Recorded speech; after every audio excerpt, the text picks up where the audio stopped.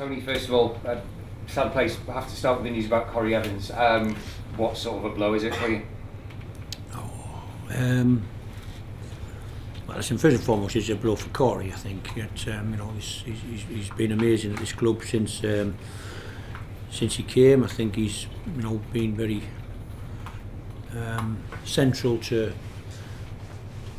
without studying it, all the time. Because obviously I had Corey at Blackburn Rovers, but for 4 years, he coincided when he came here that the fortunes and maybe turned. A club that tried for 3 or 4 years to get out of League One, and Corey's just a really, really good professional footballer who understands his job, does his work every day, sets the standards in the dressing room, and I'm sure he's going to maintain that. He's going to be around the place. Obviously, he's going to be in the treatment room for a while, but he'll still set the standards in the dressing room for the young players at this football club, and I've got no fears. He'll be back stronger and helping us in the future. Have you spoken with him? How's he reacted to the news?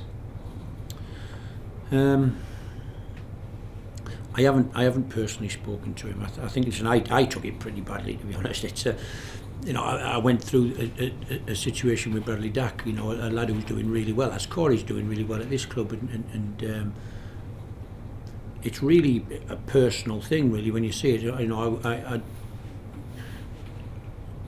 When you're with a footballer and he knows he's got an injury, and it's a bad injury,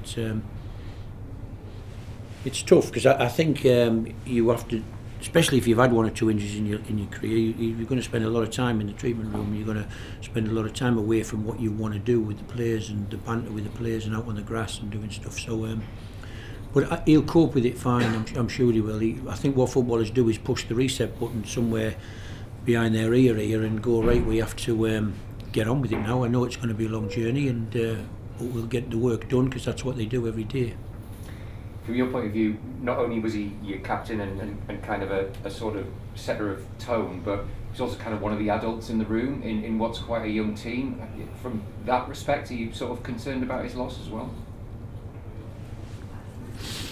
Yeah, well, listen, I think it's a big loss for the football club. Not just the team on the pitch, and we understand that. So. I think what happens is when a void comes, on a Saturday afternoon for the however long it's going to be, somebody else has to fill the void. Somebody else has to take the mantle, and we've got some senior players who can do that, I'm sure. So we'll see. It's not me to delegate who does it. Their natural human qualities come to the fore, and when a voice that was normally there is pushing, cajoling, encouraging players, that voice disappears. Somebody else will fill the void, I'm sure. I appreciate it's probably a bit short term, but everyone knows the club has its way of doing things in the transfer market. Does this change that at all, as you're losing an experienced player for long term, or is it too early to say? Listen, we've had some initial, just the last day, we've had some initial conversations. We have to wait and see whether or not how it impacts on the other stuff that we might be trying to do.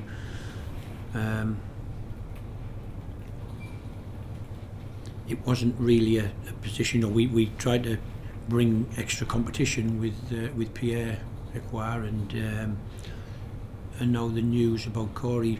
Does it change the dynamics? It's not something we were thinking we needed.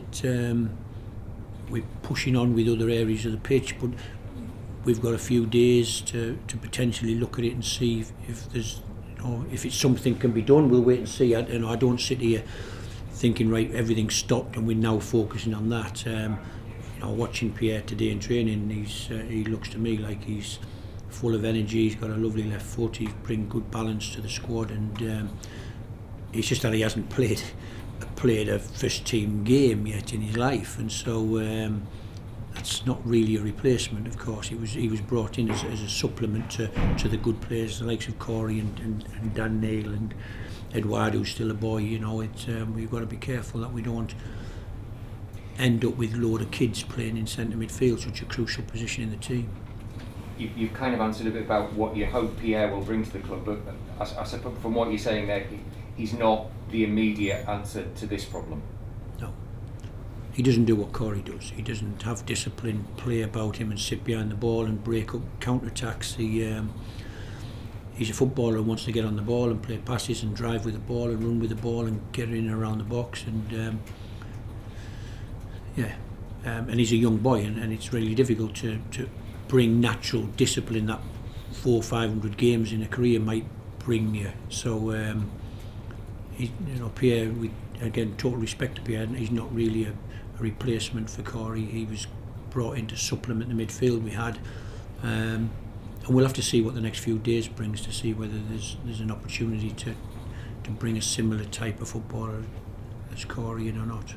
And just on the transfer market, as you say there, it's getting towards the end of January now. There's still obviously potential vacancies for you up at the top end of the pitch. Are you resigned to the fact it's probably going to go quite late now in the window? Well, yeah, it's already quite late, isn't it? So what I do know is that people behind the scenes are working really, really hard. We get an update every night, we get an update every morning.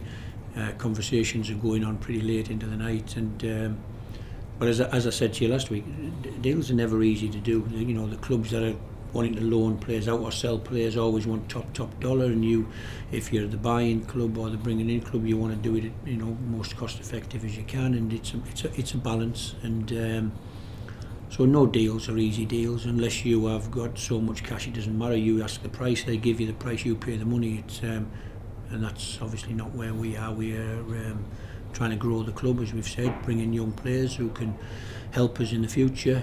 And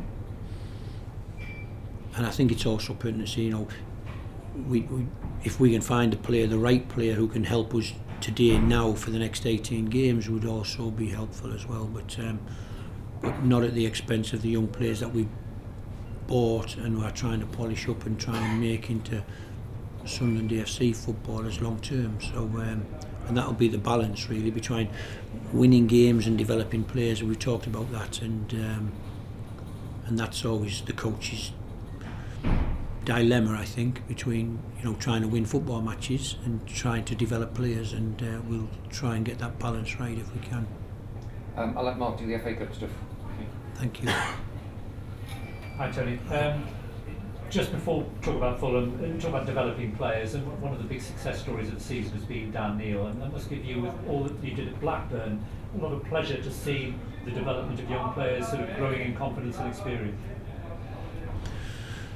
Yeah, listen, I'd like to. I'm pretty sure in my mind that's why this job came along for me, really, because as I've said to you in the past, officially Blackburn were the second youngest team in the league last year in the Championship, and if you take all the 46 games and you do all the numbers on the starting lineups, etc., the second youngest team in the league over them games, and finished 8th in the end. The youngest team in the league got relegated, which was Barnsley, and I like to work with young players. I like to try and inspire them with stories. I've told you this before, to the point of where I think Dan Neil was very much on Blackburn Rovers' radar last year as inverted commas the best player in League One, and somebody that we should have been trying to recruit, and yet it's not. Unless as I've said, unless you've got loads and loads and loads of money and you go in and make offers that are over and beyond what clubs think, it's very hard to get football deals done.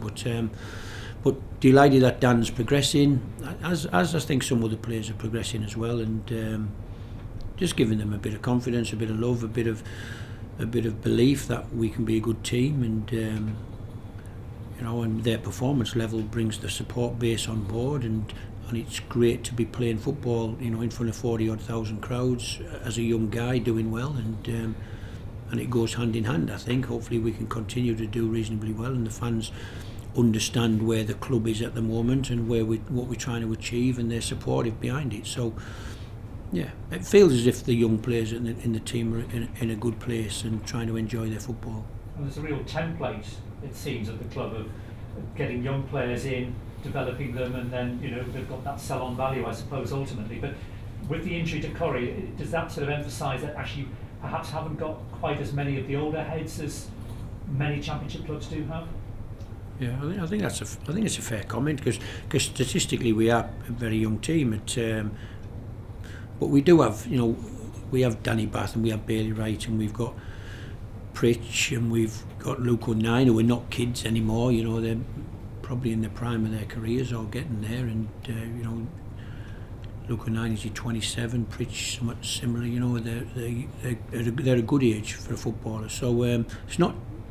I'm conscious of trying not to promote Sunderland to this team of kids, because they're not. But we have some really talented young players that we're trying to develop, and it's the balance of giving them enough game time to grow into the league, and keep working on their what we would call an IDP, an individual development programme for these players, really what they need to work on. If they need to work on their left side, or they need to work on their finishing, or they need to work on their heading, or they need to work on their long passing, they all have plans to develop that and grow, and they've got individual coaches who work with them, and that's how I see, and the club sees the way that this club should develop, really try and improve the individual players bit by bit, and collectively the team will improve and get better and stronger. And if we keep adding young ones, as the young ones we've got over the few years, they become more experienced, and so they're not 20 anymore, they're 22 or 23, and they've played 100 games, and you keep putting the young ones underneath, and somewhere down the line you're going to have a lot of good players in your team or in your club, and I think that's where we're trying to get to, somewhere down the line where we feel we're full up of good players and winning matches. Borough win has left you right on the edge of the playoffs, and then you've got this big FA Cup tie with a very informed Fulham side. Where does this FA Cup tie, 50 years on from that famous win, where does that fit in with the overall club priorities this season? Listen, I think it's important to say that I think the history of every football club is crucially important, and I've talked when I first arrived how I remember sitting in a classroom getting told off, the teacher jumping up when Sunderland in Porterfield took it on his thigh and rifled it into the net, and so I'm very conscious of 50 years ago. We want to try and do well, but we have to put into context we play in a team that are one of the form teams in the Premier League at this moment, and I know they've lost 2 really tight games, and I've watched both of them games, and they probably didn't deserve to lose either of them, but they did. I think the balance for their manager is, do they try and find some more winning way again, more confidence or belief, or do they look for the next league game and they've got to keep going, and can they qualify for Europe, etc. And that said, when I look at the squad, the players who haven't played on a regular basis are still players that played every week in the Championship last year. Likes of Tom Kearney isn't a regular starter. Harry Wilson hasn't been a regular starter, and yet they ripped the Championship to shreds last year. They were way too good for that division, and so I don't think whoever they play, whatever team they put out, they're going to be really difficult to play against, and we should be ready for that. I don't see it as a game where let's put all the kids in and it doesn't really matter. I think it's a game where we should be on the back of what I'm sure will be a huge travelling support. We should go and try and be competitive against a really good team on a high at the moment, and go and see where we are, go and check out our credentials almost, of see if we can compete with a team flying pretty well in the Premier League at the moment. You've got a team like Norwich, perhaps, who've been perhaps too good for the Championship, not quite good enough for the Premier League. Fulham seem to have sort of got out of that sort of cycle, and they're sort of pushing on now in the Premier League, pushing, what did you say, towards the top end of the table and possibly Europe. Has that surprised you at all? So, without knowing how much their investment's been this year, they have changed some players around. I think Diop came from Manchester United, and is it Paulinho, a Brazilian centre midfield player. They've changed a few around. I would suggest they've invested pretty well in their team. They've got Willian, who used to play for Arsenal and Chelsea. They've got some experience there now, some real good experienced footballers that are obviously helping them. I think sometimes when you get promoted to the Premier League, as happened when I was at West Bromwich Albion, we got there, I think we made one signing, but nobody else had played in the Premier League. It's really difficult. You have to adjust. What happened in that West Brom team is they got relegated that first season up, but then bounced straight back and stayed there for 7 years because of the experience of it. I think you have to experience the Premier League, know when to press, know when to sit off, know when to keep the ball, know when to go direct for goal, and sometimes young players find them sort of decisions really difficult, I think, and so the experience that Fulham have got within the Premier League is obviously helping them, and their recruitment has been really good this year, I suggest. And Mitrovic has hit goal scoring form as well. You know, a lot of people saying he can't do it in the Premier League, and yet he's up there second or third top scorer in the division. Finally, for me, Tony, I mean, obviously, Corrie, we've talked about any sort of fresh problems. There's always problems. Yeah, listen, whatever team we put out, we'll be hopefully be competitive. You know, I'm trying to make them aware of that these are a good football team who are really well coached, and they play positional football, and they can play positional football because technically they've got very good footballers, and so it's a real challenge for us. It's not like a championship game. It'll be almost like a different sport really when you play top teams who play positional football and move the ball around really quickly. So it's a great challenge for us to go and test ourselves and see how well we get on. But yeah, problems with the selection of the team, the odd one. You know, is Adji going to be fit? Is he not going to be fit? Is Niall Huggins going to, having not kicked the ball for a long time for us? We're trying to. Generally, that left back position is half an issue for us. But yeah, and then there's some decisions about the rest of the team, who plays in this role and who does that, and who do we stick on the bench. So. They're not problems, they're decisions to be made, I think. Thank you. Hi Tony. Hello. Just how special of a competition is the FA Cup to play? Well, I think it's probably a generational thing. People of my generation see it as an amazing competition. You know, the world's greatest competition at once upon a time, and I think probably the whole world stopped in the 70s when I was a kid growing up. I know I've talked about the experiences in my household. The curtains were drawn, the lager cans were out, the sandwiches were made, the pork pies were ready, and everybody was around. You know, an army of men from the pub came to our house and watched the cup final, and it was just a real occasion, really. And so it used to be the biggest game in the world, I think, starting very early in the morning with 2 teams of it's a knockout, and then you'd have cameras on the coach going to the game, and in interviews, you know, on the way down Wembley Way and stuff. It was an amazing day.